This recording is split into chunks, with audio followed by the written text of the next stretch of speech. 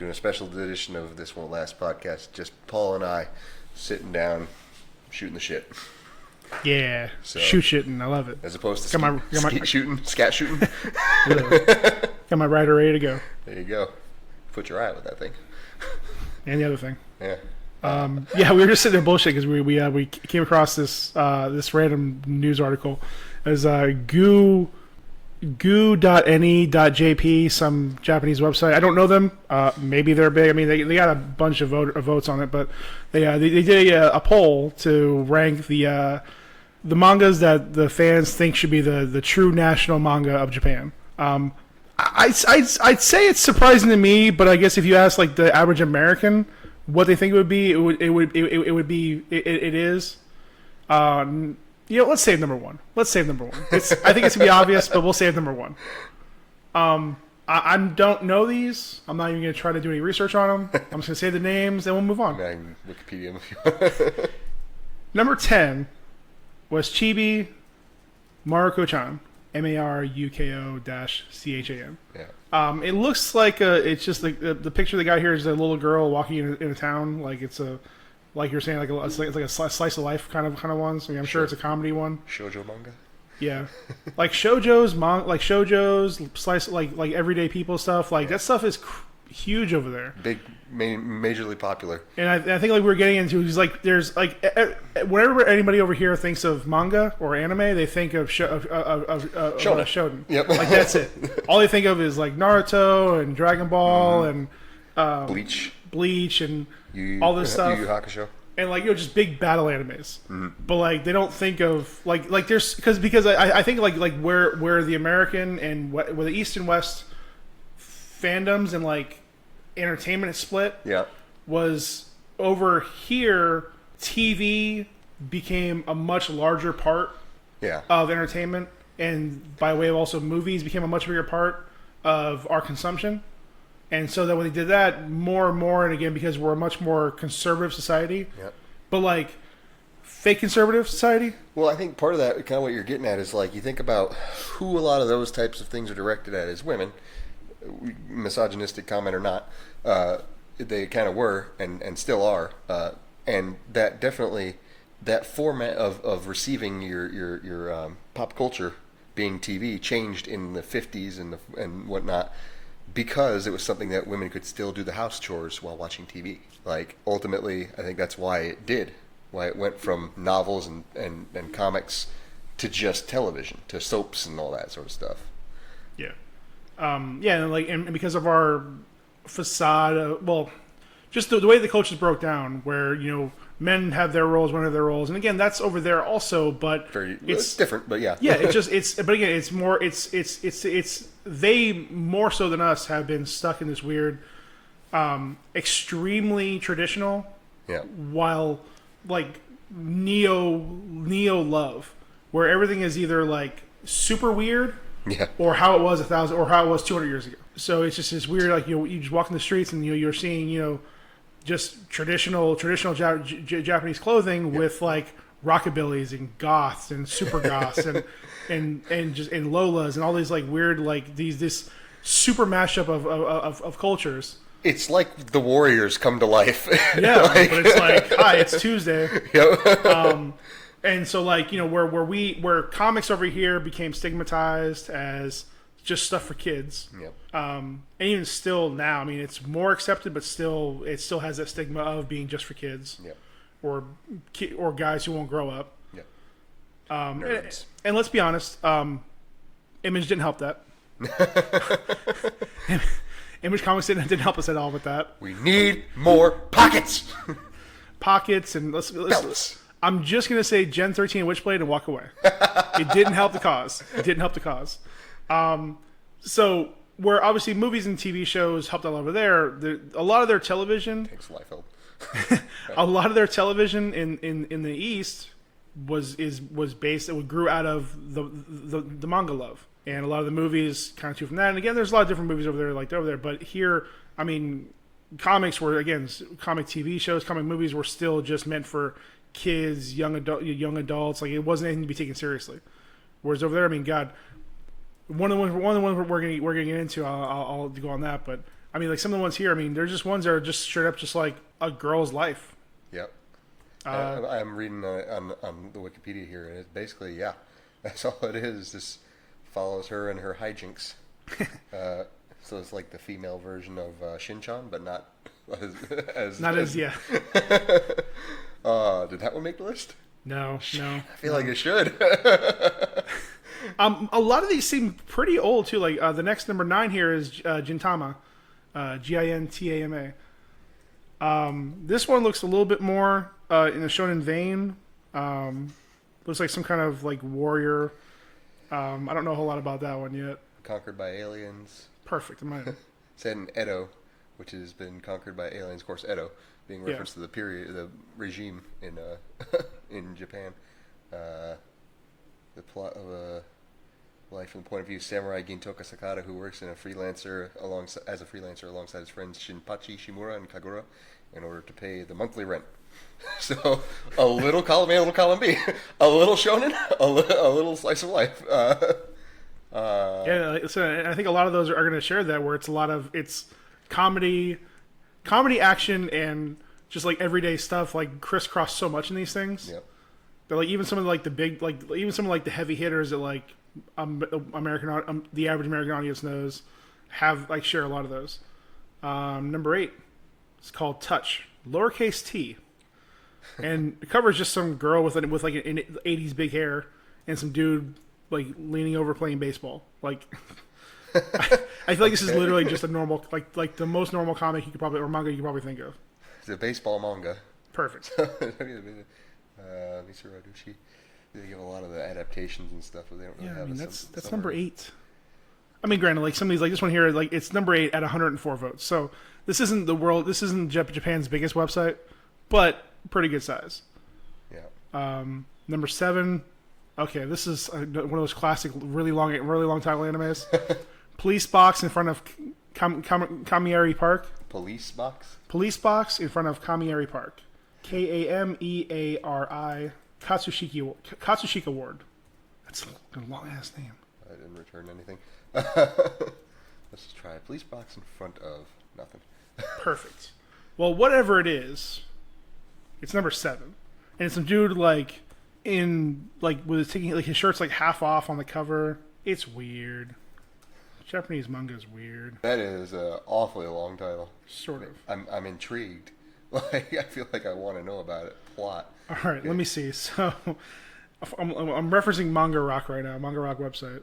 Okay. Let's see the description of the show. The typical Kachikami plot involves Ryo-san coming up with a money-making scheme by inventing a new gadget or capitalizing on a fad, achieving great success, calling on Nakagawa's help as things turn sour, and finally losing it all as the fad runs out of steam and out of control.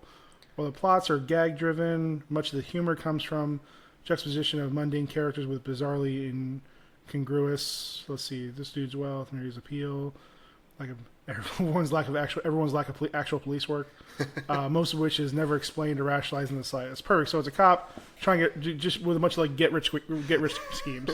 Sounds great. Sure is a unique take. And he has a strong unibrow, strong.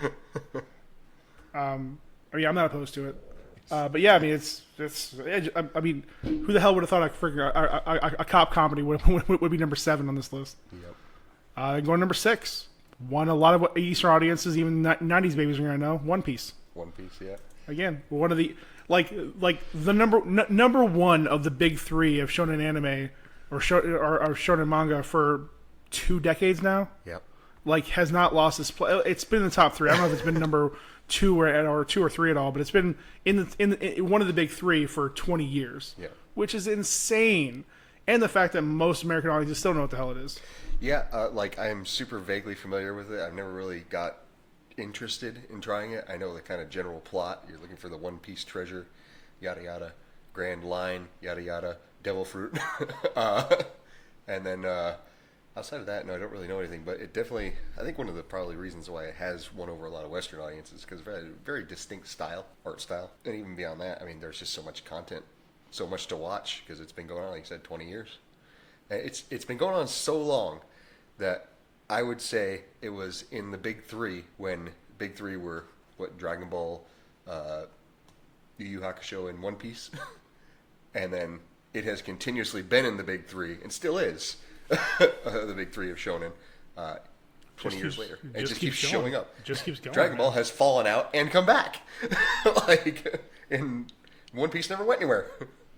It was just very consistent. It had it just this weird mix of again, like just between the relationships, the action, the comedy, and while it was, I think the anime took like 500 episodes or 600 episodes to get to finally getting that one piece. Yep. Of 99 pieces or 100 pieces. Yeah.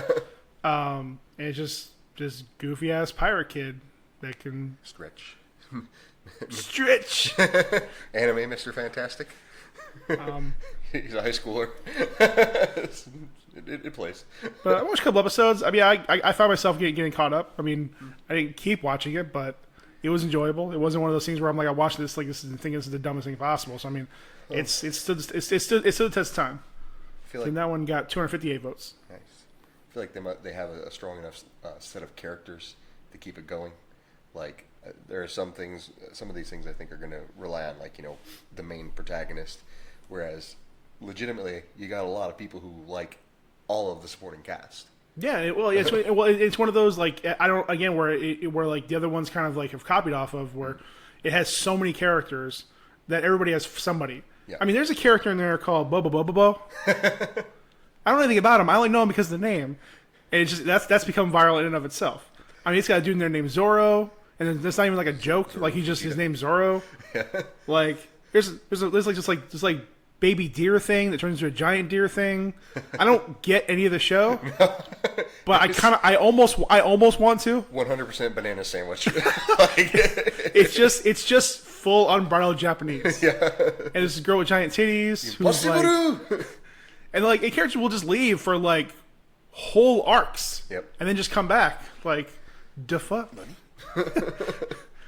Remember one of them like leaving and like becoming like a rival for a while, then coming back and nobody knew who he was because he was wearing a mask, but he had like the same stupid hair and giant nose. I'm like, you really should have known it was him. Yep. But they didn't. They came back because he was friends. Number 5 that I know 99% of our audience will not know what it is. So Sean, you won't know what it is. I'm not even sure Justin will know. Detective Conan. Yeah. Case closed. Like this thing's been on for so long. This has like I think this one legitimately has over 1,000 episodes and 23 movies. Yep. Funny enough, this actually had mild headlines this year. They released the 23rd movie this year, and it beat out Endgame in the Japanese movie theaters. There was only 2 countries. It was the only country, or one of 2 countries, where Endgame wasn't the number 1 movie, like in its second week. Yep. And because Detective Conan was released 4 weeks before that. Yep. That one, I think Detective Pikachu beat out Endgame. Like, it was weird. It was so weird. I don't know anything about it. Other than just my brother loves it. He's trying to get me to watch it. I just won't. Kid's version of Lupin, I think. Like kind of. He's like the basic premise that I remember. Like I watched like the first couple episodes of it, and I just fell off of it. This man Conan is the world's greatest detective. In like a more serious like world, kind of like he's like the most famous. He's the world's most famous detective. Not like in a weird way, like Elle was. Yep. He's like the world's most famous detective, and then something happens. #plot device where he's turned into a child. Yep. And like his friend or his partner or his associate, like he's able to figure out who he is, and he still does cases, but he has like his friend pretend to be like the new great detective, but he's like in the background, like. He's a little ass kid. He's a tiny ass kid. He's not like it's not like he's a 14-year-old. Yeah. He's like a 6 or 7-year-old body. Yep. And still solving cases all over the world. 23 fucking movies. And like over 1,000. I'm sure it's still going on. I don't even know. As Marvel has now. Good God, Lemon. Like it's just been around so long. Which surprised me because then like that's only number 5. Yep. Number 4 is Sazae. Sazae? Sazae. And it looks like it's from the 50s. Like the cover of the manga looks like it's from the 50s. It's just some little girl with like getting chased around by her mom. Looks like she just like causes trouble around the house, like, or she's the mom. I can't even tell. the beginning, Saze was more interested in being with her horse and dressing up in a kimono and makeup than to attract her future husband. All right, it's an interesting intro.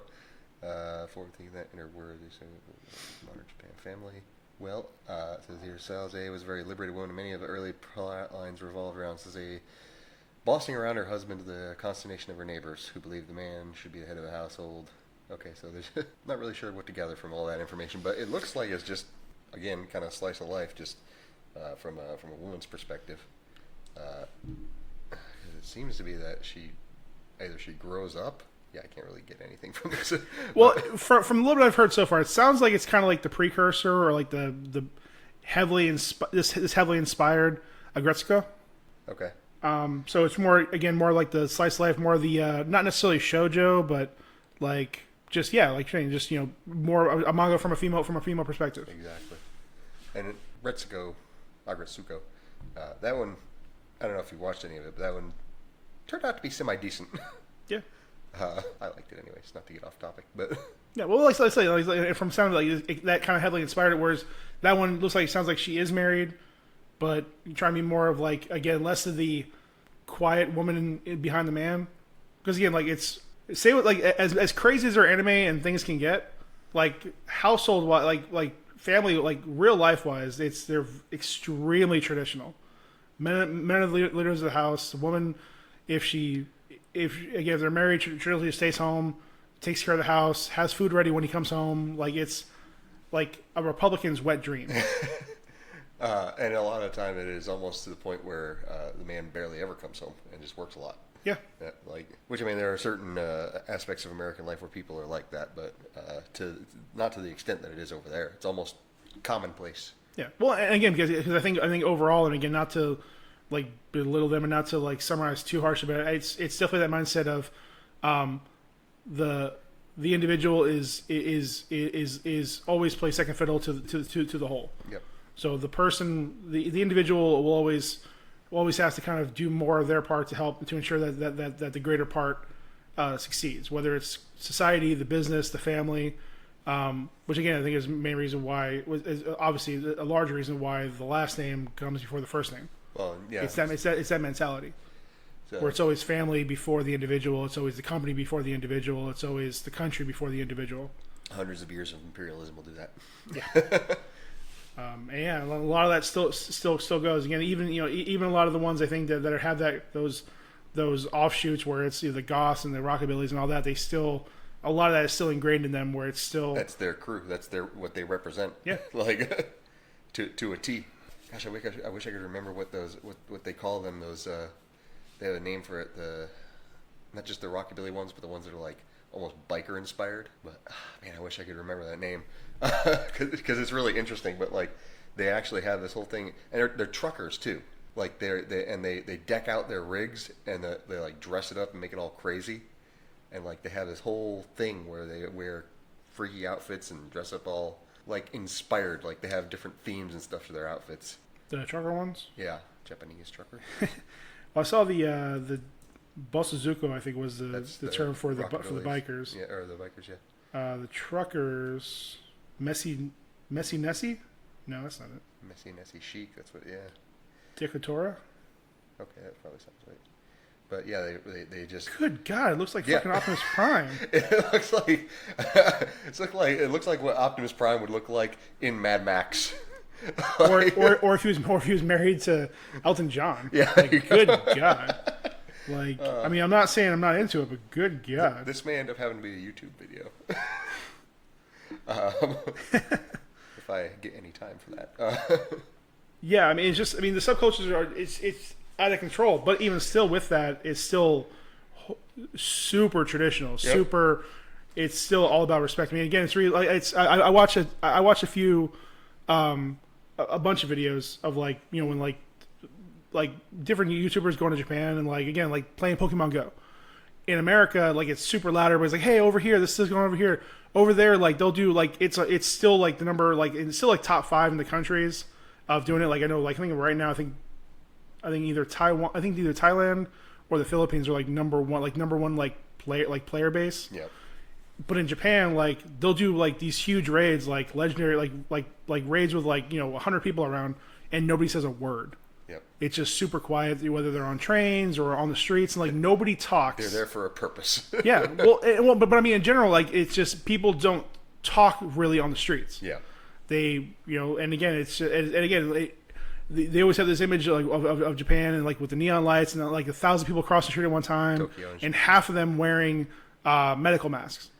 Yep. And again, not doing that because they don't want to get sick. They do it because they don't want other people to get sick. Yep. They have any kind of flu or any kind of bug, any kind of cough at all, and they're wearing their masks because they don't want other people to get sick. Now, obviously, there's also a pollution issue in Japan, or in Tokyo, but it's all about protecting the larger And not spreading the disease in general, like not causing that kind of problem. Those fucking Americans are hacking all over each other, just in spite. Yep. Well, yeah, part of the whole thing that they talk about whenever they talk about the wintertime being cold and flu season, a lot of the reason for that people think it's the actual temperature, but it has nothing to do with it. It's because people get in closed spaces during the wintertime. They all huddle inside for warmth, and they're all swapping germs and stuff, and that's how you get the flu. Off topic a bit. But As it does. Yeah. As it does. Their stream of consciousness today. Fuck yeah. Number 3. I'm going to mispronounce this, probably on purpose. GGG no Kitaro. So looking at this, from what I'm gathering from this, this started back in the 60s, and it kind of started this whole the yokai explosion. I mean, it became really it's always been around. That sounds terrifying. A yokai explosion. There's always been some elements of it around for a long time. I know for about 10 years ago, it got a huge like bump in like numbers of series and mangas and like that. I mean, Yokai Watch obviously is the obvious one that just stole the name straight up. Yeah. But what was that other one? Oh, it was another like around the same time, but it was a little more serious. I thought it was a much better one, where a dude was like damn it, he was like a spiritual hunter also. Yeah, I know what you're talking about. And it was are you talking about the one where he was and I was looking for it the other day. Couldn't remember. Yeah, and it's like it's still like your it's like Hereditary, where it's like Holic. Triple X Holic. I don't know if that's the one I'm thinking of. That one was really good too, though. Yeah. Where he had the part-time job in the spirit store or whatever, and it followed him in his wacky adventures. Maybe I'm trying to remember, because it was like his grandfather was like a demon slayer or demon killer, and like his father didn't want anything to do with it, and then like his son and like cousin or son and something like that were we're gonna take it over. But man, I cannot remember what that thing's called. I actually remember being decent. It was sounds like Urio's Arc and Bleach. Sort of. I mean, it was still like like meant more for kids, but it was enjoyable. Like it had the monster of the week, but it was teasing this like bigger group in the background, and they were protecting this. I remember they were in school, and they had to like protect like every anime is. They're in school. I'm sorry, that was redundant. My apologies, guys. Sorry, Justin. I'm just kidding. Justin just listened to this. This is way too long. He's already fell asleep. Yep. And Sean doesn't care. He's not listening to this episode at all. It's all about anime and manga. Yep. But yeah, it was. I mean, a lot of those where it's in the vein of like Inuyasha, and ones where it's just like, I'm a slayer. I'm going to kill these things, protect people, move on. That one's a little different. Not specifically yokai. Slayer. But yeah, I mean, apparently that started it, so that's cool. I had no idea. But now I do. Hey, you think about, I was mentioning Yu Yu Hakusho earlier. That totally is a yokai type. Like, even though it is shonen, but it was totally, all the monsters were traditional Japanese monsters, or somehow based on them, and that was the whole thing. Spirit detective. But check out Ox X Holic if you like that one. All right, where are we at? Number 2. Number 2, Doraemon. Some blue cat. A robotic cat. Oh, now I'm interested. Now I'm a male. At first you have my curiosity. Or what is it? How's it go? And then now you have my interest. First you have interest. Now you have my attention. Yeah, there you go. sent by Sawashi Nobi to help Nobita Onobi, a young boy who scores poor grades and is frequently bullied by his two classmates so that his descendants can improve their lives. Alrighty. Doraemon has a four-dimensional pouch in which he stores unexpected... It's Felix the Cat. It's fucking Felix the Cat for Japan. Ooh, which one was first? Ooh. Doesn't matter. It doesn't Felix, December 1969. Yeah, probably. It was. Felix Felix is literally black and white. 30s, yeah. So, all right. Okay. Listen. Finally, Astro Boy was black and white. Finally, they stole something from us. Finally. Yeah. Shoves Goku into the corner. We're the ones stealing from them all the time. Money. Yeah. What? But at that point, but also at that point, like, at the point where Dragon Ball Z became what it was, yeah. in the mid '80s, late '80s, like at that point, that was more of just an archetype at that point. Just yeah. Alien comes to Earth, and yeah, obviously it stole a lot of the ideas from that. But it never went. It didn't show out. Despite all the ridiculousness that they've done, again, towards the end of Super, like Vegeta just beats a god for literally no reason other than he just gets more angry about his wife possibly dying. Yep. Like it never jumped the shark as many times or as big as Superman does. Like he sneezed away a galaxy in the 50s. Hey, he had the ability to shoot out mini Supermans from his fingertips. Oh my god! He had super ventriloquism, super hypnosis. Like none of those are made up, by the way. Well, I didn't make any of those up. No, yeah, I mean, yeah, yes, it is all made up. However, we did not personally make them up. God, I'm still. I mean, is that even as bad as him hearing a wristwatch from 9 light years away? Yeah. And getting there within 30 minutes. And what is it? Was it All-Star Superman where Lex gets his powers and he's like, as soon as he is able to hear and see like Superman sees, he becomes good. Like he's like, we're all part of one being. It's like, are you kidding me? Yeah. Well, he gets overwhelmed with what this thing can actually do, which is because he's so fucking OP. So, all right, Felix the Cat. I mean, Doraemon, Blue Robot Cat, helping kids get through school. All right, that is number their 2. Ancestors may have better lives. So that's number 2. Kind of goes on your statement earlier about the family. Anyways, yeah. Brings us to number 1. It shouldn't be a surprise, but I feel like for me, I feel like it was a surprise. It shouldn't be, but it Dragon Ball.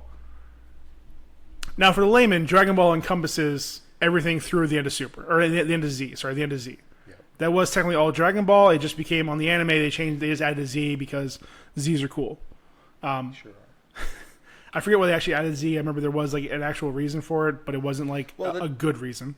I believe, I may be 100% mistaken, but because they are Earth's last line of defense, that they're the Z fighters, the last ones. All right, I guess. I mean, it's fine. They needed some reason to separate it because it was because a lot of people because it had the time jump, and it was a different kind of a different style of series. Because again, Dragon Ball the original was way more about comedy. Way more about just like goofy, like just like it was more. It was a lot more about it was more of a road trip story for a lot of it. Just goofing around, this kid kind of being introduced to the world for the first time. Whereas Z became a lot more of what became the genre of shonen. Yeah. I mean, was shonen even really a thing at that point? I mean, there were things, but I mean. Again, look at the ones that were around back. I mean, Fist of the North Star, Cyborg 009 series and stuff like that back then. Like there were action animes, like Robotech and Gundam and all that, but like it wasn't fighting. Well, it wasn't a formula like it is now. It wasn't this one kid against all odds, this one person against all odds beats everybody else. It's like no, like these things like they could lose, they could like get beat up. Like it wasn't just about them being being the chosen one, being the savior. Now, especially like the formula of them being like the only one recent, and they've gotten a lot of attention for it, but it's still a shonen series. Is Hunter x Hunter. I refuse to not say the X. Okay, if you don't want me to say it, don't put it there. Where Gon, like the main character, like loses like half his fights, and that's fine because it's like it's all about the character development. Yeah, if you're a shonen character, you have to develop. Otherwise, your shonen comic sucks. Yeah, whereas and that's the problem is that a lot of the other shonens like they always win. Yep. Even still torn this goddamn Food Wars thing. Yeah. Like he wins all of his matches, quote unquote. Yeah. Like he wins all the things he does. Like in the first episode of the anime, makes the bitch come with a potato. Nice. Sorry, spoilers. Spoilers. That's I guess it's technically all metaphorical, but like their clothes get blown off on every episode. It's hilarious and weird and super Japanese. Have you seen any of Carol and Tuesday yet? What? All right, so Shinichiro Watanabe came out with a new anime. It's called Carol and Tuesday, and it's about these two girls who start a group singing. It's the two of them. I don't know if you call it a band, but it's a band. Start making music, but I'm about 4 episodes in, and they've already gotten into a tournament arc. Even though it's not a tournament arc, but they go into a like American Idol type thing, or I think it's more modeled off The Voice, but it's just funny where like even anime and stuff that don't technically fit that like that genre still have elements of that genre. I think they also have that problem of just winning everything.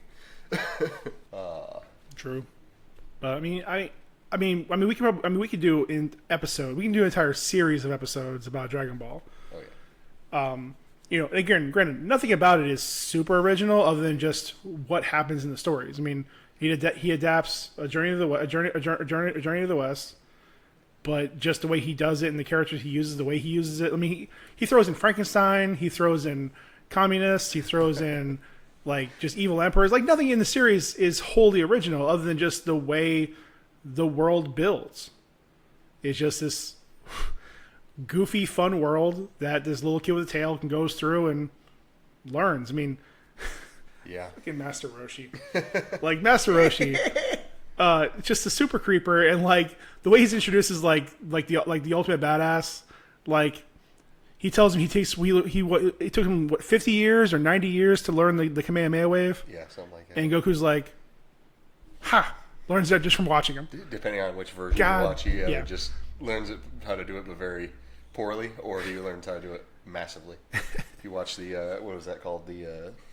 It's like the abbreviated movie that they had that they released 10 years ago, 20 years ago, whatever it is now. Oh god, it probably about 15 years, 16, 18 years ago, yeah. So, which is updated animation. It was more like in the vein of GT, which despite all the things that you may say about GT, still had really good animation. She might look pretty, but she's stupid.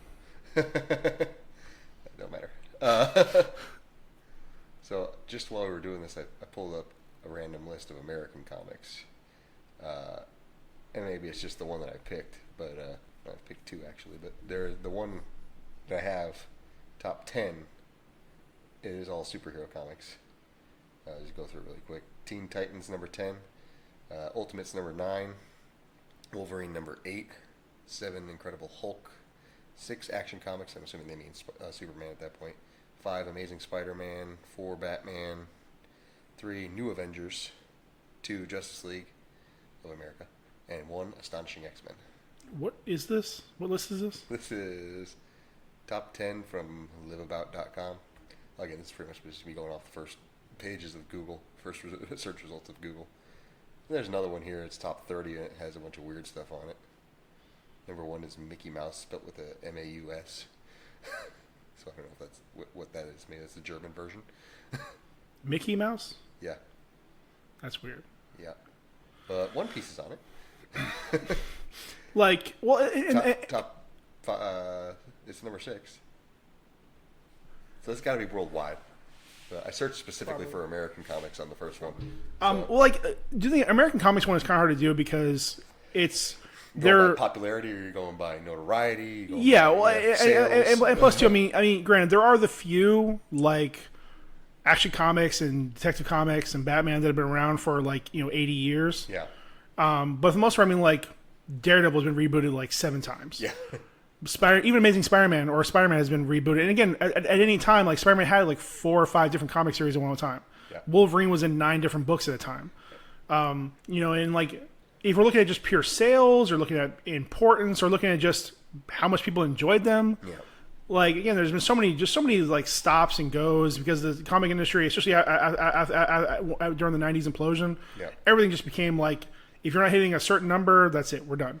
Well, And then they get pissed, and fans get pissed off, and they bring it back in some weird way. And like I remember, I want to say it was either Daredevil or if it was Black Panther. Somebody there was like 3 number ones within 5 years. yeah. They just don't know what to do with it.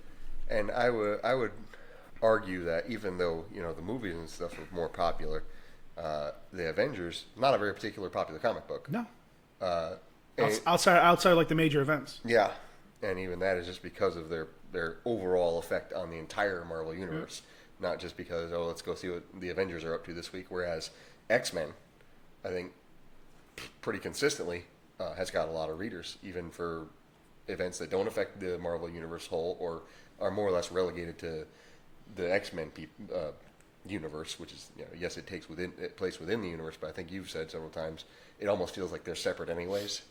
Yeah. Like they're there, but they kind of have their own adventures. Yeah. Well, and again, a lot of that's by design. I mean, especially like once Chris Claremont jumped in Yeah, on his first run, like they just the number of characters they had first rivaled that of a lot of the rest of Marvel. Yep.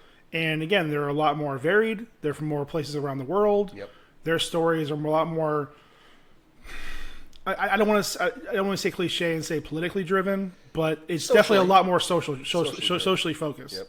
Yep. Whether it's directly focused on the X-Men themselves, or just they get more involved in things like that. And again, even in later comics, like I remember an issue, I think it was during Astonishing X-Men, like Colossus or Cyclops goes to Fury for help, and he's like, "No, y'all just do you." Like he just wouldn't get involved with the X-Men at all. He's like, "I respect Xavier, but we're not getting involved with you guys." And when they do eventually bring in the X-Men in the Marvel universe, Marvel Cinematic Universe, that's going to be really interesting to see how they handle that, because in the comic universe, mutants are more or less considered more of a threat than traditional superheroes, than superheroes who weren't mutants, which that's kind of their entire thing, and they need to touch on it. And when it happens again, it's going to be odd to see how they work that in there. Well, and they already tested it because, like, if you remember, I mean, for the 10 of us that watched like the first like few seasons of Agents of Shield, Yeah. like when the when the Terrigen Mists got spread out around the world, Yeah. like they were tracking when Inhumans were forming, Yep. and like most of them, they even showed it like were just being boxed up. Yeah. They weren't even like being checked or tested. They were just like, "Hey, you're Inhuman. Okay, we're putting you in a box." Yep. They just fucking Indiana Jones. Because we don't know what you could do. Yeah. So like that's totally what a bunch of groups Being would do. handled by top men.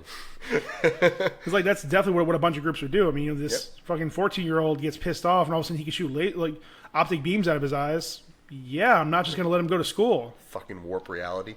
You got a Franklin Richards out there like, what do you do against that? Pray. Yep. To who? Him? He's your god now. Yeah. Just pray he stays even keeled. Yeah. Like pray Reed and Sue don't piss him off too much. Pray that he plays around in his own little universe. Yeah. His own literal universe. Yeah. Ugh, we don't want to talk about that. Yeah. Brings us back to bad memories of weird Captain America chests and things like that. Was that Liefeld too? That was the same period. Yeah. I don't think Liefeld wasn't involved in the Heroes Reborn arc, Yeah. but God, that whole period, and nobody was unscathed. Like the Onslaught period, Franklin Heroes Reborn, like all that. Good God. I mean, I guess it all really started. The downfall really started with Clone Wars or the Clone Saga, but yeah, a lot of problems can be traced back to that. Yeah, the '90s the '90s became too big. The comic industry became too big to fail, and they proved us all wrong. Yeah, it was Liefeld. The infamous. Oh, the big chest. Oh yeah, big chest. Yeah, cap. sorry. I was talking about Heroes Reborn, but yeah, you're right. Well, to kind of go back to what we were talking about before with the national mangas of Japan. Yeah. 11 through 20 are a lot more the heavy hitters I think people were expecting to see up there. Really. Well, weird. Number one was Slam Dunk. This weird like basketball manga, and the main character looks like Kuwabara from Yu Yu Hakusho. I have seen that. But number 12, JoJo's. Nice. Again, granted, there's been not now 5 different series with all 5 completely different, That one's been around for different feels. But yeah, I mean, it goes from a vampire story, set in Victorian times, to whatever Series 5 is now. Series 3, I think, was peak defuck. Yeah. 4 was I think scaled it back a lot more, and then number 5 when they flipped the hair colors and went to Italy. I don't know a whole lot about it, but I know people are gonna be going crazy over the cosplays and just the weird events. So that will definitely get a series. Number 13, the Millennials GOAT, Naruto. I'm sorry, Naruto, whatever you kids want me to call it. Not Boruto. I don't mind Naruto, to be honest. Really? I enjoyed a couple episodes. Well, it was funny because like it jumps obviously they're it follows the kids. Yep. But I feel like it jumps like 100 years in time because like now like there's like movie theaters and like trains and like there's like it's like an actual like city now as opposed to like this weird village in the forest. It's like they just like jumped ahead like 100 years in technology. Yep. They all have fucking like PSPs and shit or Game Boys or whatever. Number 14.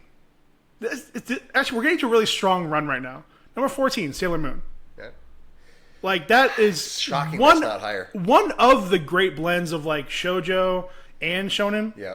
Where it's like it's a straight up shoujo, but it has some like when it does get into the action. Shojin man. Nice. And again, I watched a video from Inside the Robot or Into the Robot, and they go over the entire timeline of Sailor Moon. Good God. Yeah. It was 40 minutes, and I was still confused what the hell is going on. Yeah, and that's crazy because like that one ended fairly early, and I know it just restarted or whatever. Yeah, 96, 97? Yeah. And it still has just tons of material. It's so dense. Yeah. And like it spans like 1,000 years. Yep. Like, good God. And like several planets. It has time travel throughout the series. Like, ugh, God. Like, I used to like watching that when I was a kid. I don't remember shit about it now. And it's one of those ones that I feel like I don't think I could get back into.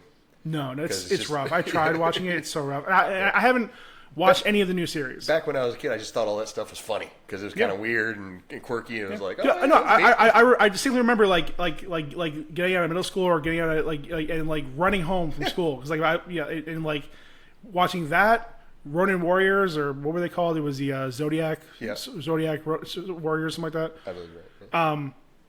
And like I remember just like running home to watch those. Like before school, being able to watch a little bit of Samurai Pizza Cats. Yep. And it's actually it's on Amazon Video now. Nice. And it's so hard to watch, but I've still watched a couple episodes. Samurai Pizza Cats. Oh yeah, it is rough. It's obviously as a kid it knows, but like it's very easy now to watch and be like, oh yeah, they were ad-libbing all this. Yeah. It's kind of what animes did that where they actually just like they didn't follow the plot at all. Oh, most of the ones from the 90s, they just changed everything. Yeah. So many of them in the 90s, they just changed everything. I mean, again, it's part of the reason why, like, you see such not a huge difference, but a strong difference from, like, the original, like, Japanese airings of, like, Dragon Ball Z. Yep. And then, like, the original Ocean and Funimation dubs. Yep. And then Kai kind of brought it back more to how it was, but at that point, it was already kind of drilled in our minds, like the Goku speech from the Frieza saga. Yeah. Which is like just let's just stop. I guess. We call the disparity between the Japanese and the Japanese audio and the American audio the jelly donut paradox, because of rice balls were just called jelly donuts in the Pokemon American dub. Because it was too much to explain why people were just eating balls. And they didn't change it. Like they didn't change anything about it. It was still a white ball of rice, but now it's called a jelly donut. Because kids are stupid. Yeah. All kids cared about was seeing seeing Charizard and Hitmonlee and Dragonite. Prodding right along. I mean, again, a short run, but number 15. That's a solid promotion. Full Metal Alchemist.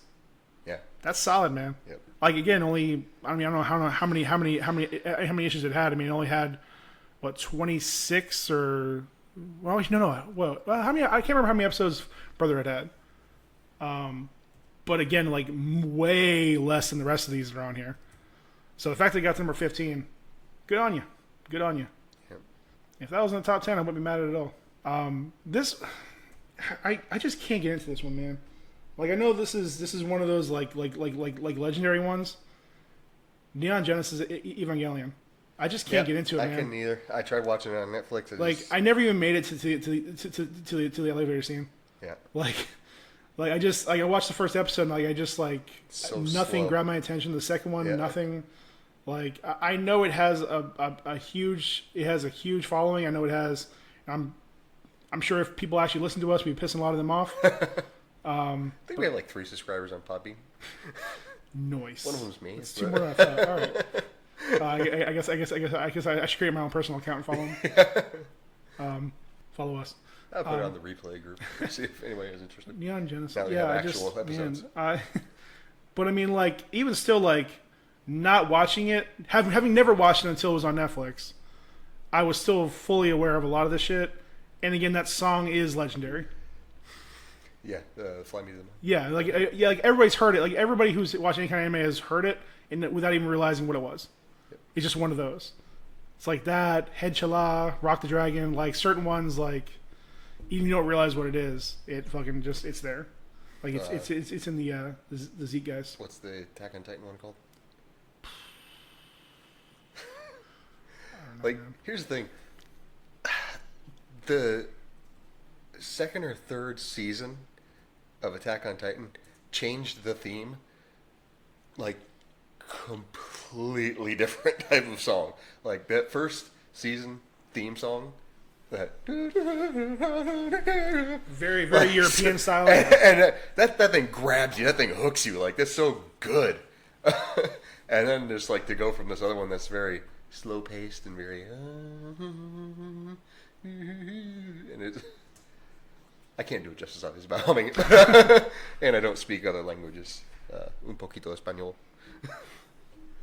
But yeah, it's weird for them to go to that, and that kind of shows you exactly how important the theme song is and how much it can affect, even if it's in the case of Evangelion, the outro. Yeah. So it's not even the lead in, but it's just it sticks in people's minds. And you identify it, and that's the anime you know it by. Number 16, it reminds me when like a lot of people will throw up like old TV shows or old movies just because. Astro Boy. Yep. All right, it played its role in history. I get it. Miyazaki is his first one, isn't it? Yeah. Yeah. I mean, it's one of like the very first, anyways. I mean, other than Yeah. oh god, yeah, it was definitely like one of the like it was like the second or third big one in Japan. Like the first one to finally make it overseas. Yeah. It's like that one, Gigantor, or something else, I forget. But yeah, I mean, definitely one of the early ones. And as you just mentioned, number 18, Attack on Titan. Yeah. Again, also a very short run. And number 18, again, granted only 31 votes, but it's up there. Now this one, definitely don't know this one. Number 19, Firebird. No. It looks super old. Oh yeah. Super. It's 60s at least. We don't need to get into it, but Firebird. There it is. Yep. Because I want to get to number 20. Because we teased it earlier. Well, it's here it's titled Shin Crayon. But it's Shin Chan. Yeah. Crayon Shinchan, that's what it's called. If you need an opposite for what the other one was, this is it. This one just a dirty, filthy motherfucker. Yep. Dirty boy. And legit, for a while, that's where I thought they got the name. I'm confident that's where they got the name for 4chan from. It kind of sounds like it, yeah. It's good though. It's funny. Like, I mean, it's dumb as shit, but it's funny. Yeah. And this is like it doesn't try to be anything other than what it is. This is like pre-Adult Swim, internet. This is just like if the technology gods needed an idea for how to start the internet, it was this show. Yeah. It's just crazy. Banana sandwich. The next page, some hits and misses. Boys Over Flowers. Straight shoujo. It's not even like. Next one here is Urusei Urusei Yatsura. Urusei Urusei Makosa. Nailed it. Going into Blackjack. City Hunter, followed by Hunter x Hunter. Oh, going riding a frog. That makes sense. Still love that that cosplay the guy did of the super long haired gon. And going for a slight tonal shift, as for Hunter x Hunter, Fist of the North Star. Nice. Go ahead, say your line. Oh my womo. Shindero. I always forget how it is. Is it Ranma half or Ranma 1-2? I think it's Ranma 1/2. Alright. I don't know anything about the series at all. I've seen the name around for years. Yep. I just never cared enough to look into it. I never really got into it. I see bits and pieces here and there. It just never grabbed my attention. But it's kind of a girly anime, but it is what it is. It's got a panda in it. Perfect. You had me at Panda. Yeah, sounds like ramen. Let's see. The all-time classic hit series with gender swapping, species bending, madcap martial arts mayhem. Being a teenage martial artist isn't easy, especially for Ranma Sayatomi. All right, gender bending. All right. Gender roles can be very different in Japan. The Prince of Tennis series. I've heard of that. I don't think it was one of the. I don't think it was one. It wasn't one of the first sports animes, but it was. I think one of the first big ones. Yeah. So remember that name has popped up a lot. Kingdom looks fairly generic, but all right. Captain Tsubasa series. Soccer. Sorry, football. Just straight up sports. Keep the ball rolling. Hey, the Wanderer himself, Rurouni Kenshin. Yeah, I love it. I was watching a video on that earlier. I will say that, like, I think I need to go back and watch the subs because the dubs didn't age as well, in my opinion. No, and again, that was because it was. I mean, that was dubbed late '90s, right? Mid to late '90s, Yeah. And it was just they took some liberties. Yeah. They didn't trust because I mean, honestly, rightfully so. At the time, they didn't trust the American audiences to just accept certain things. Yep. So yeah, it was some weird translations. Yep. Well, because like I always watch it. I always watch these with the subtitles on also, and the subtitles are usually mostly pulled from the original. Yep. So like it definitely doesn't match up a lot of times at all. No. And it changes the tone drastically. Yeah. The interesting side note: the live action version of that is great. All right. I'll add to the list. I haven't seen it yet. I saw a little bits and pieces here and there, but I haven't actually watched it yet. Yep. Oh shit! There was a tie. My apologies. That was number 29. Also tied for number 29. Yu Yu Hakusho. Love you, Yakusho. Here they say you. So you Hakusho. All right. You, Let's go with two of those. Let's go with two. You, Hakusho. There's a weird literal translation of that. It's like ghost white paper or something like that, but it more literally translates to, or less literally translate to, like ghost report or ghost files. Nice. But yeah, it's like white paper, ghost or something like that. It's a double. The UU is a double use of the word, but nice. Yeah. Crack ass cracker. Tomorrow's Joe. Don't know what that is. Nope. Roses of Versailles. Looks like a shoujo for shoujos. Number 35. Shoujo stopper. There's a tie at 35 Yeah. between 4 animes, 5 animes, 6 animes. Good God. Okay, so I'll start at the bottom. Work Justin's back up. team. Robo-chan. Well, yeah, there's 13 votes each, so it wasn't a whole lot of you. Kobo-chan. Don't know what that is. Yeah. Kobo-chan. Sensaya. Yeah. I think surprisingly low. I figured that would have been a little higher, but I know that fan base didn't. I'm not saying age well, but it didn't keep flowing because there's been a large gap between series. Certainly may have lost interest in it. Yeah. Plus, I think that one, like the fandom got split between that one and Ronin Warrior, or whatever the other one was, Zodiac, whatever it was called. Yep. And again, that just went into the other Sentai series, where just like I think like the more Power Rangers, I think stole a lot of the fans that would have stayed with them. Yep. And plus, I remember there's a huge gap between series. I know they're bringing out a new one now that's CG on Netflix. Yeah. But it was a long time since the last one. Oh yeah. I don't remember how long, but it's been a super long time. I think this came out with the 70s. I think the original series, early 70s. Yeah, it was really old. I remember hearing about it like in early 2000s, but like I mean, again, at that point, it was long off the Yep. air.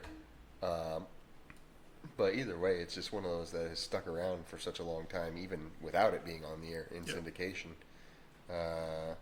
86 Weekly Shonen Jump serialized. Oh shit.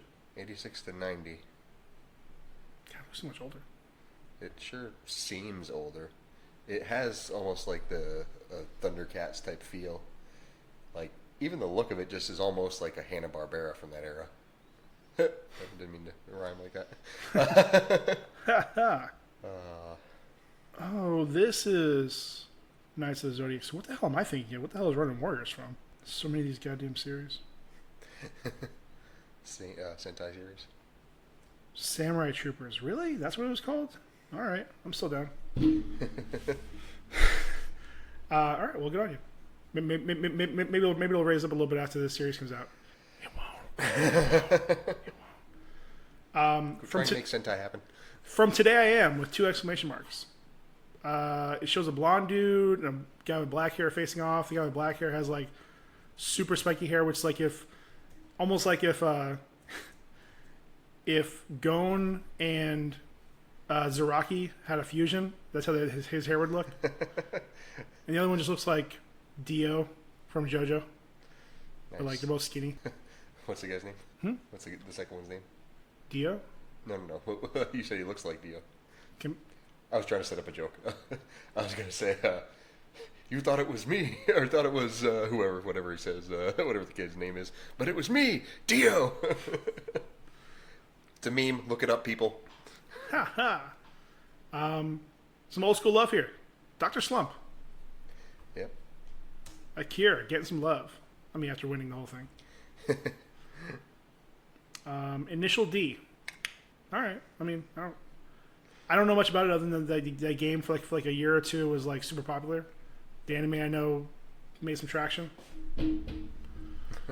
Well, and the game or whatever, I think it getting popular in America in arcades when those were still a thing. I guess they still are. They're just super expensive. But that helped out a lot, I think. Yeah. And, Fast and the Furious, car culture. Well, and one of the few Japanese games that come over that I know has become a huge market over in Japan of using like physical things with it. So like they had the card where you could slide and like you'd bring up your profile and the cars and things you were using. Freaking what's that game? It's Dragon Ball Heroes.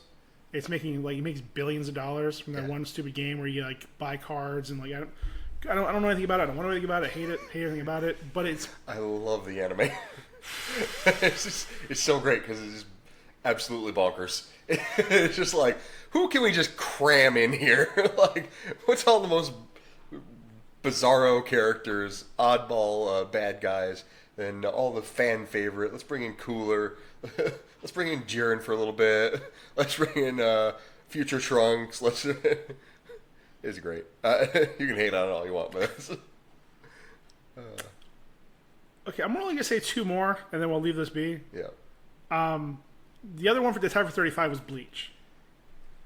I mean, it really dropped off in quality and popularity. Well, and again, because and like I've watched plenty of videos. I'm sure a lot of people have, but like Kubo, good God, man, like he reminds me so much of like I mean this in a good way, like in Alan Moore. Yeah. Where he was very passionate about what he was doing, and if he was in America, Bleach would probably still be a top 10 comic.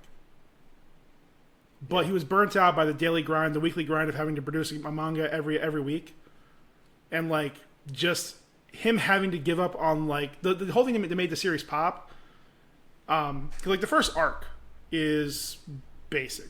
You could delete that first arc and nobody would care, but it looked so beautiful.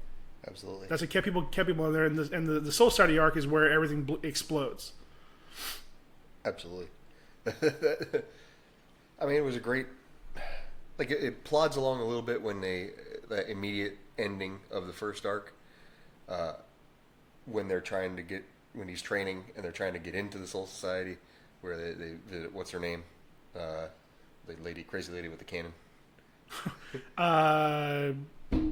Fuck. Yeah. Damn it! It was on. Oh man, yeah. But they it takes a while. But once they get into the Soul Society and you start seeing all the other Soul Reavers, and they introduce different characters and they introduce all these the concept of their hierarchy, it just brings you so much to learn, to get into, so much to dig into, a whole world. Well, see, I was pulled in before that. Yeah. When Renji and Byakuya show up and just lay the hammer down on this kid who, like, before that is, like, getting pretty confident. Yeah. Like, he's doing some damage. Like, this young kid with a big sword is doing some damage. He just gets wrecked by this dude with a visor and a guy with some shells in his hair. Yeah. Like, just destroyed. And then it opens it up, bringing in Kisuke and everything else. Like, I was hooked earlier. But yeah, and he just got burnt out by the weekly grind. Like, you can see it. I mean, between, like, you know, the first few chapters and then looking at, you know, once they get into Wake Up Mundo and it's just like blank backgrounds. Oh, it's just sad.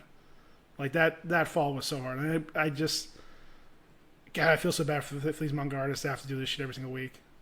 I mean, Akira Toriyama, like, worked every day for 20 years. Yeah. For his series. Just crank that shit out. And, like, he's believe me, not the only one. So, like, again, when he wanted to back away and let Toyotaro take over for a Super, yep, completely understand that. And it's not like a lot of American comics where you can put different artists on it. You can do, you know, or do certain series and leave it to, you know, monthlies or bi-weeklies for those artists, and then other artists can come in and do other, like, titles with the same character. Like, you got your Spectacular Spider-Man, Amazing Spider-Man, your whatever the other ones are, and they all use different artists and different story people. Whereas over there, it's just like when you got a title, that one team does everything, and they usually come out weekly. Right, and that's the bigger thing is, like, if it was just like one person or two people could easily do it. Yeah. Oh, for a month. Yeah. When you're going to do this, like, create a whole story every week, and again, it's 12 pages, which is more or less what a comic is. Yep. Granted, a comic will have more spread out. I mean, but again, like, American comics generally have more writing, more splash pages, and just while it is maybe a bigger version, Yep. they don't always have more stuff in it. Yep. And again, they're given 4 weeks to do it as opposed to only 1 week that the mangas get. Yeah. And, like, those like you can have a crappy a boring or whatever episode of a comic, and there usually isn't that much fervor. Like, if there's a weak issue of a manga, people lose their goddamn minds. Yep. Especially if you're like in the actual, like, Shonen Jump, like, if you're actually, like, there. Yeah. Heaven forbid you're one of the top 3. Whew. The pressure is ridiculous. Like, you have to have the, like, either the resolution or the build up from the previous issue, finish the resolution, create more build up, and then leave on a cliffhanger every single week. Mm-hmm. It's ridiculous. And you got to do it all, not just, like, making your story stupid, like, or unfollowable, or, you know, anything that could possibly be of low quality. Yeah. Okay. The only one I want to mention last. This is at number 45. I'm gonna skip a few here. Death Note. Just because it's such a limited series, I imagine? It could be. It's kind of old now. I mean, it's 10 years old. And again, too, I guess looking at it, I think I'm surprised that it's low, but again, I guess I shouldn't, because again, looking at it, this definitely isn't a list of best mangas. It's just national mangas. Like, what would these Japanese fans like to see as their national manga? And I guess Death Note probably isn't the one you want listed as your national manga. Yeah, but it is. Because they're all horrible people. They're just all horrible people. Yeah, 2006, so it's more than 10 years old now. So, I mean, one run, I mean, two if you really think about the second year arc, or whatever they want to call it, 5 years later, or post-L arc, you know, basically just has one contained story, and, you know, it's, I mean, how much mileage can you get out of that? Yeah. Well, like I said, I'm not. I think my initial reaction that it was so low didn't last very long. Again, after thinking more, that again, if it was definitely if it was a list of best mangas of all time, yeah, it would definitely be higher. Be up there. Yeah. I mean, it's constantly talked between that and, like, there's like two or three that are always in the conversation of best of all time. Yep. That's definitely there. It is, would you dare say, the Japanese version of Watchmen, maybe? In not so much in specifically that it is equivalent, but that its level of influence and the fact that it really kind of subverts genre tropes and things like that, and kind of gave new life to certain aspects of that sort of like detective kind of manga. I can see that because definitely I said around 2006. Was it the manga or was it the anime? That's the manga. So 2006. Sorry, 2003. If we're looking at what the big mangas and big animes are at that time, Yeah. One Piece, Naruto, Bleach, sports mangas and comics or animes were getting huge. So it's a lot of these not very deep series. Yep. Not very, again, not like deep like psychologically or like super deep like emotionally or things like that. I mean, they had their moments, but it isn't like these things where like you aren't actively rooting for a bad guy. Yeah. Who doesn't realize he's the bad guy? Yeah. Well, and that's the thing about Death Note is like it's so hard to pick which side you're on. Like you don't want Light to go around killing people on a whim, but also he's killing bad guys. But also L is almost completely detached from the whole situation, and you're wondering if he even cares or if it's just a game to him.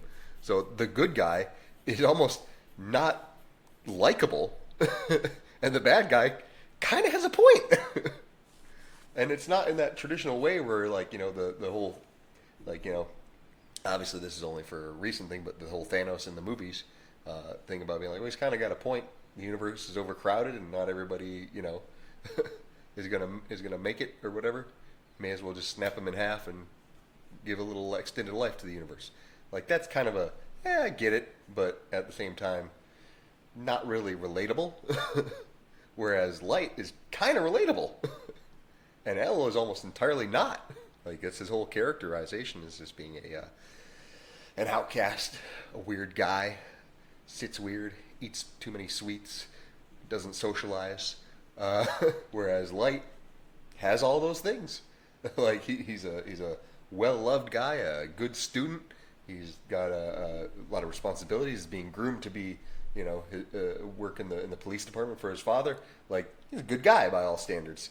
And then just to have him have that dark aspect of him, so just good. It's cerebral. It's enjoyable. Makes you think. Makes you think about yourself. Where do you really stand? Yeah. That was a lot of shit going on with that one. Yeah, I mean, it's a reason why it's one of the few limited series, one of the few closed arc stories that have persisted. Yeah. I mean, there's really only a handful. I mean, between them, Full Metal, even though there were two series. Yeah. The first one, I mean, while good, it's a different story. Yeah. It splits very very quickly from the manga, because they were getting ahead of it. Yeah. But yeah, I mean, yeah, Death Note, Full Metal, and then some of the older ones again like Bebop and Trigun. I mean, those are the ones that like were self-contained stories that have lasted the test of time. I would put Samurai Champloo on that list, even though like it's probably not as I won't say influential, but it didn't have the depth per se that some of the other ones did. That Bebop does, or that Trigun does. But it's definitely there stylistically. It looks good. It has an interesting concept. It's very episodic, but in a way that works for it. Which is Shinichiro Watanabe, kind of his whole style, being, like I said, for lack of a better term, episodic. But Yeah, I mean, episodic's fine if it has a purpose. Again, look at Trigun. Half that series was episodic, but again, each episode was showing you more of how these people are. Yeah.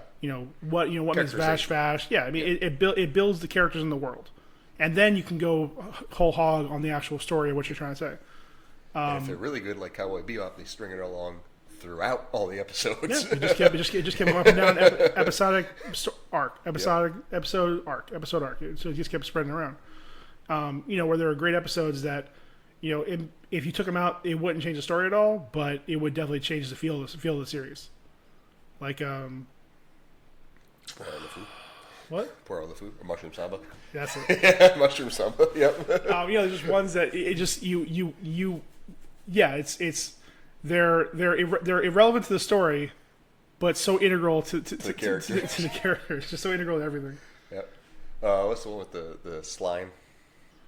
I can't remember the name of the episode, but yeah, it's but that one's really good just, too. yeah, it just takes. That's such a love letter to like aliens. Oh yeah, like sure. all those like the sci-fi horror genre. Like it's so good. I'm a big fan of that sci-fi horror. Yeah, that's why I'm kind of excited for Curl Tuesday because it's from Shinichiro Watanabe, and the way it's going.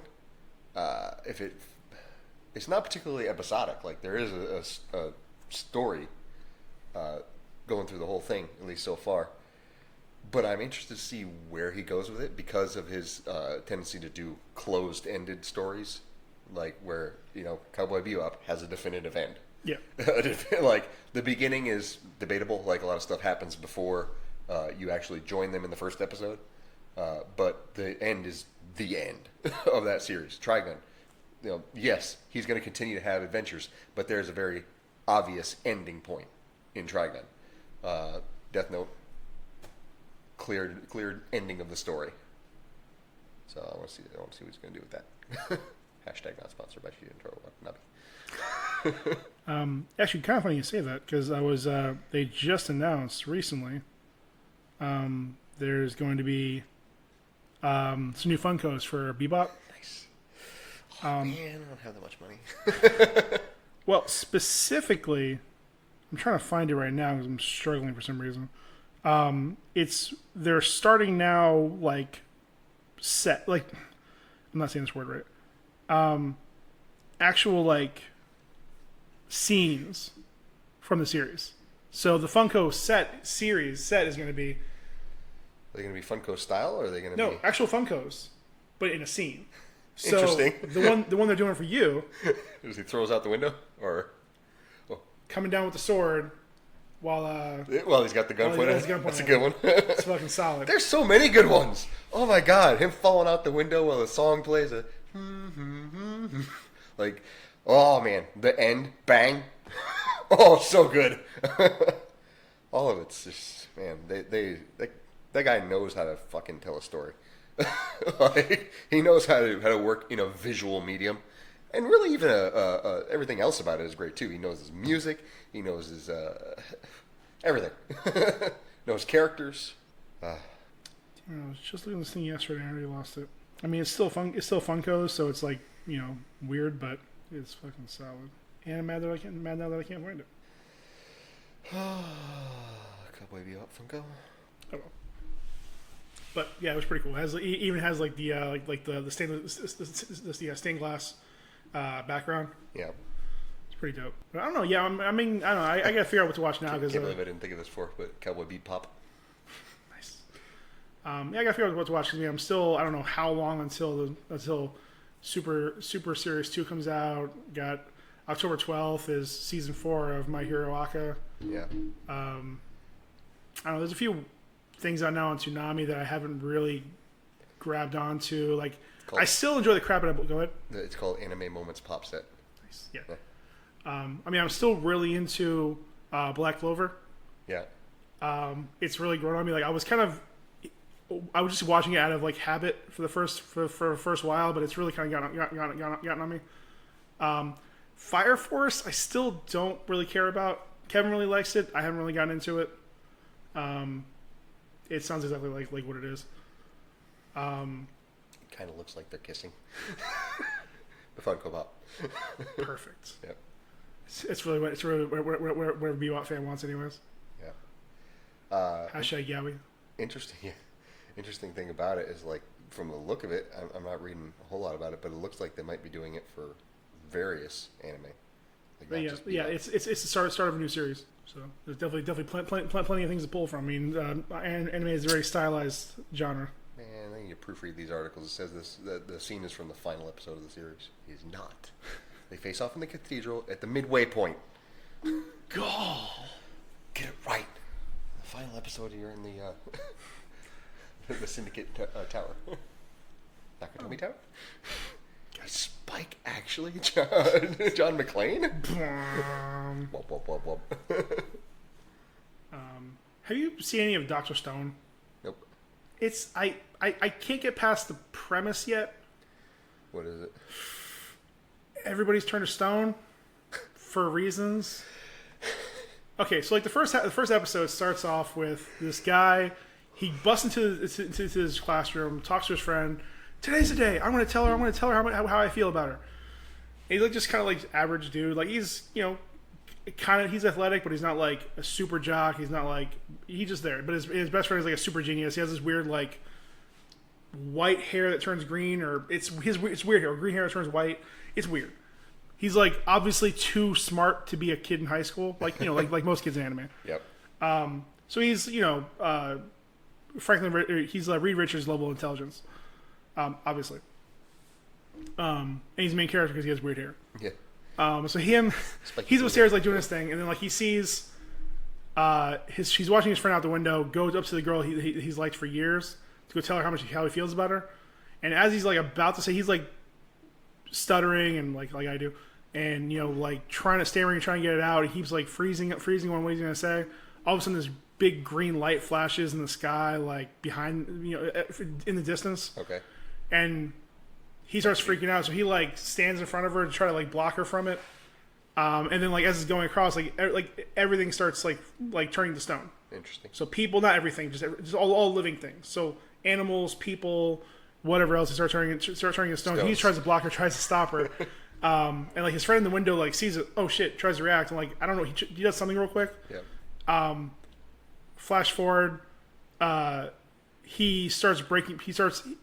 Sorry. The kind of shitty part about it is, as he's frozen, he realizes he's like stone. Oh wow. So like they're still conscious, and they're frozen there for I want to say at least, I'm probably wrong. It's at least 400 years, if not close to 1,000. Yeah. And he is just like all he can think about is just getting back to this girl. Yeah. Like he's obsessed with. He's just you're trying to think things to like stay awake and trying to lose who he is. Yeah. At some point, he breaks out of the stone and like is normal again. Yeah. Grabs some and actually this whole time like just the people freeze, so the clothes do not freeze with them. So as the years go on, obviously the clothes deteriorate and wash away. So it's all these just like naked stone things. Yeah. Like they don't show any penises, any nipples. It's still on Tsunami. But so he like grabs some leaves, like makes like some makeshift clothing.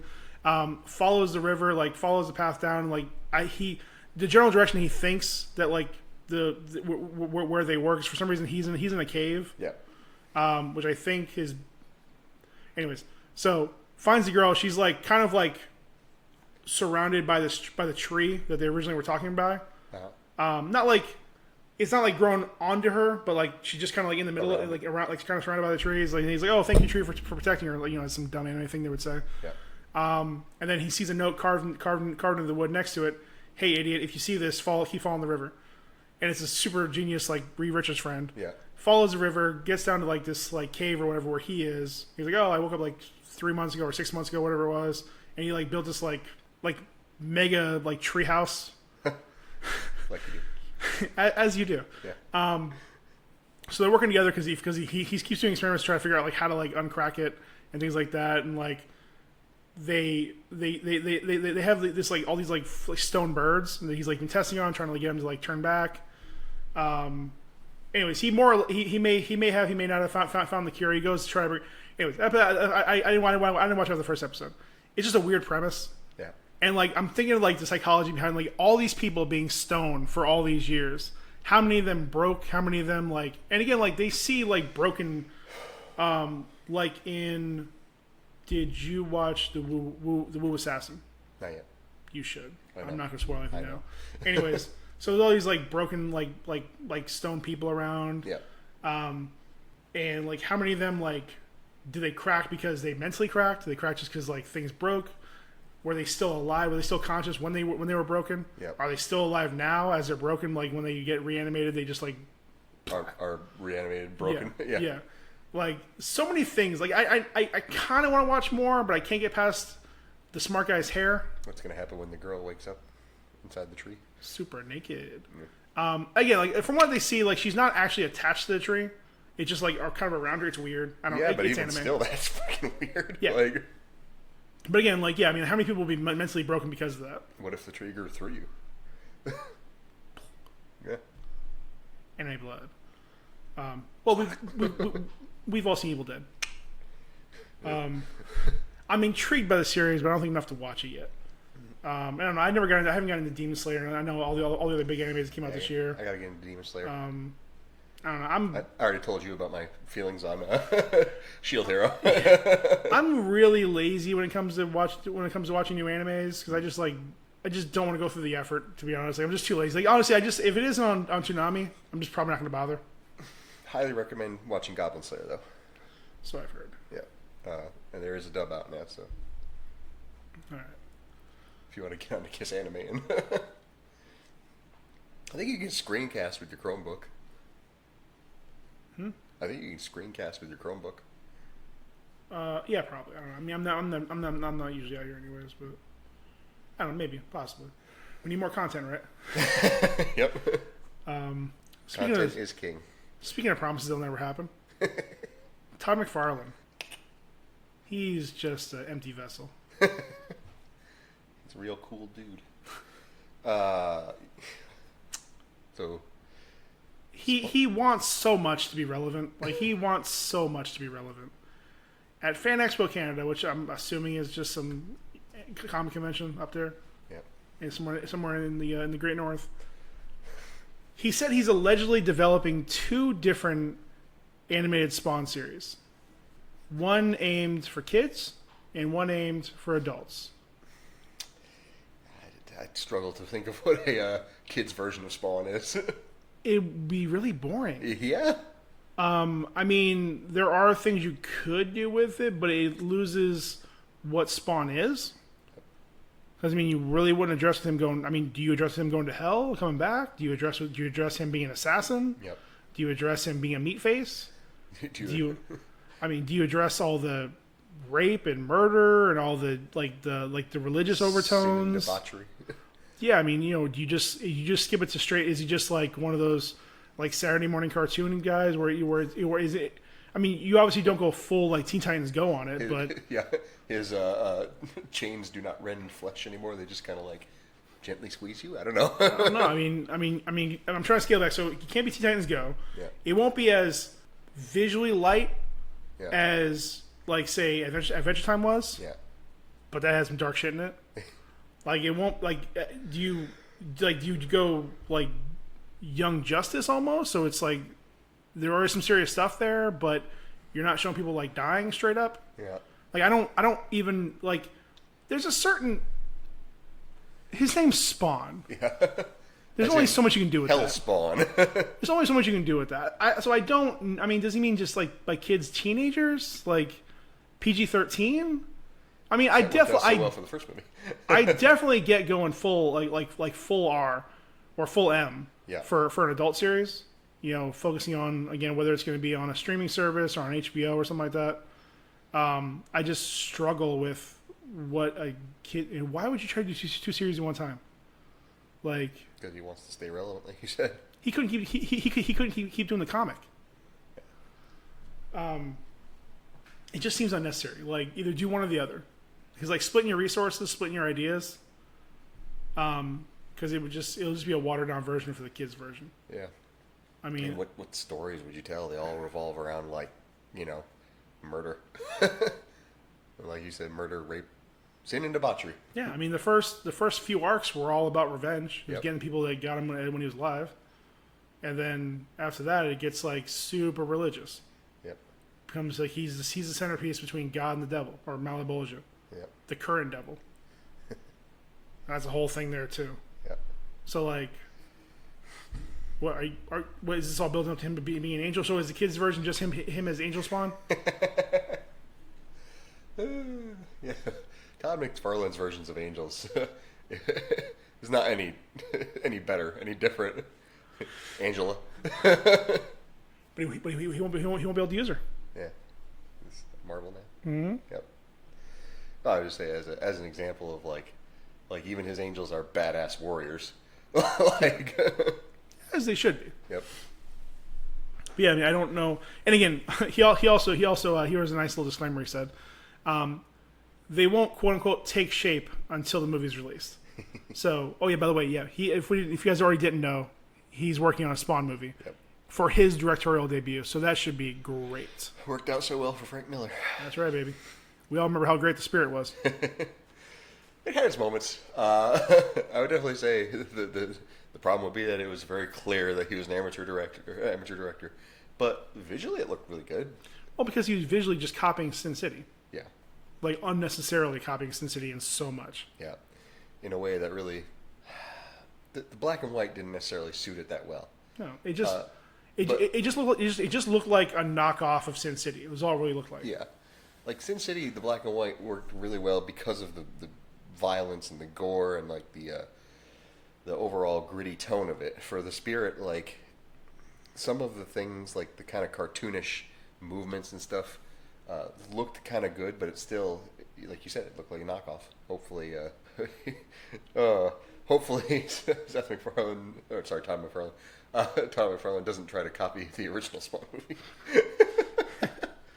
with their clip art CG. Oh man, wouldn't that be great? Clip art explosion. Seth MacFarlane. What's next? What else did we talk about? Should we call it? We got an hour and a half. Yeah, for now. Let's do it. We're good. Oh, should we do an outro? Just in case this is a whole episode by itself. All right. So thank you again for joining us today on This Won't Last podcast. Talked about a bunch of anime. Talked about Todd McFarlane. Got a little off topic on several things, but it's okay. This is all supposed to be very free form anyways. So thank you all for joining us again. Paul, any words to say?